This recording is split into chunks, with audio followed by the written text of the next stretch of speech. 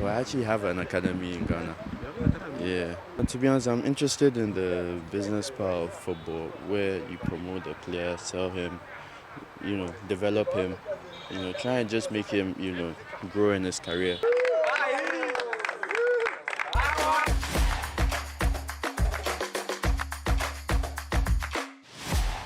If you know me, you know I'm a huge follower of sports, football, boxing, you name it. So knowing that there was a football tournament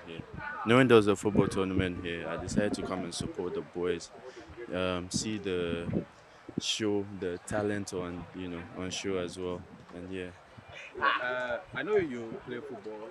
yeah. Should I ask, do you still play football? Tough question. Yeah, so let's see.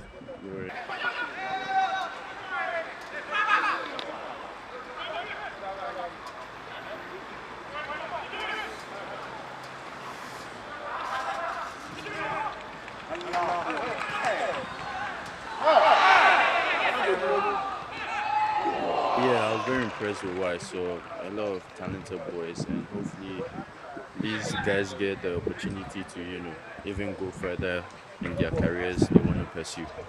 Okay, now tell me, what's your personal project? Seeing kids playing or seeing in secondary school? To be honest, I try to help with my capabilities. If I have any connections, contacts I can help the boys with, I'm more than willing to do that for them. Because I know the struggle of a footballer, so yeah. So,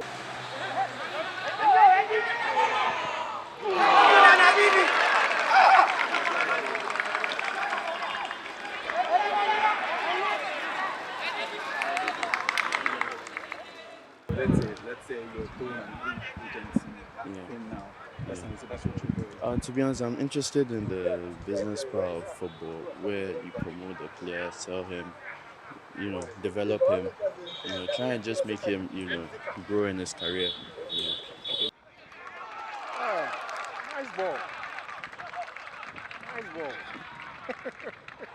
You just mean you played. Did you play football in Ghana? I actually did. Yes, you told me Yeah. how difficult it was. Hey, it's not easy. Yeah, Ghanaian football is so physical, so it's not easy. And I know the struggle. You wake up every morning training. In Europe, you don't even train as much, but it's more effective, if that makes sense. But you train harder here. So what do you think you can do to help now in football is even not anyone. Yeah.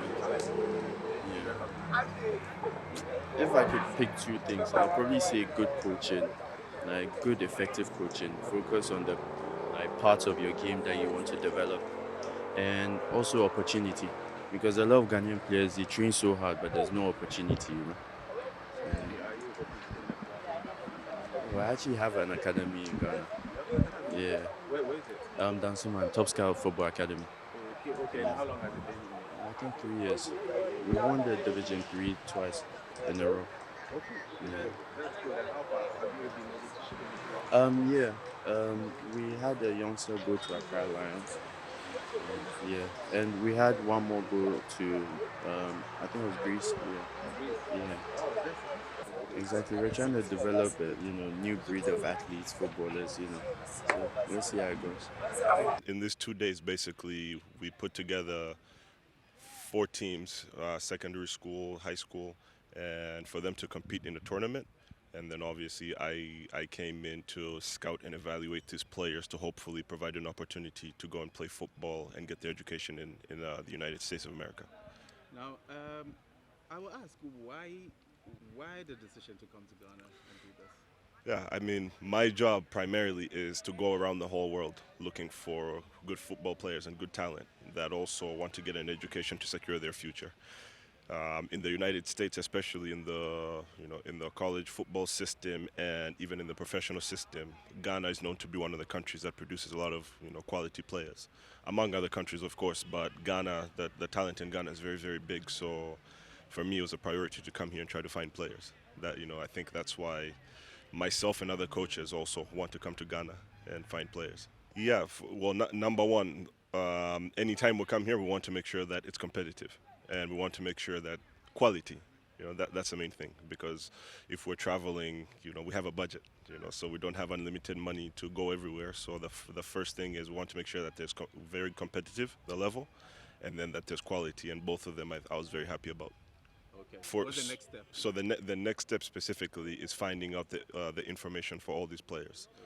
For the players that I watched, and of course, in addition to the ESL support staff, because I think alone you can go only a few steps, but together you can go miles and miles and miles. So in addition to my evaluation with the staff of ESL, we would then collect their academic information. Number one, we find out their footballing history as well, because as you know, scouting players, watching them one time or two times is not good enough. So we collect their academic information, we collect their football, information, and then we try to watch one more game with, when they're competing in another environment, and then from there we start the process of, getting them prepared for the United States. Thank you so much. Yeah, thank you so much. Asiru, congrats for being one of the best players of the tournament, even though your school didn't win. How do you feel about it? Yeah, I'm very happy. Even though we didn't win, but I'm glad I was able to showcase my talent. And in your first game, no, you were down by 2 goals, but you were able to come back and win 3-2. What did your coach tell you after the break when you were down? He was like, we should calm down and enjoy the game. Let's keep the ball and play. And we will get the goals. When we get the chance, we should bury our chances. And I think it worked perfect. Okay, what did you think went wrong in today's game? Completely, you couldn't match up with the strength of St. John's Grammar. I will put it as it was over complacency. The defense line, the back line. I didn't know what they were doing, but they were overconfidence. They thought their strikers couldn't match their strength, but they had it all wrong. We got punished.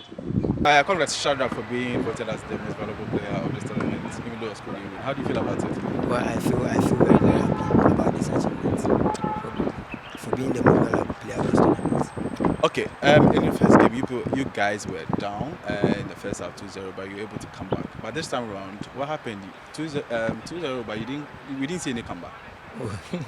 we did our best, but I think today the luck wasn't on our side, so we lost. All right, so where should we see SHARAF next? I mean, what are you going to do next after here? I want to combine school and football together. I don't want to just end up playing football just like that, but I want to combine football and education. Since they say education is the key to success, I want to combine it because you don't know what might happen in the future. So I would want to combine football and education together. All right, congrats, SHARAF. Yeah, I can say that we are very united. We are one family. We play together in the same school. We are from different clubs, but we train as one team when it comes to this. So we know each other very well. Now, personally, tell me, what are you doing now? I'm a student from Sevens. So you are still in school? Yes.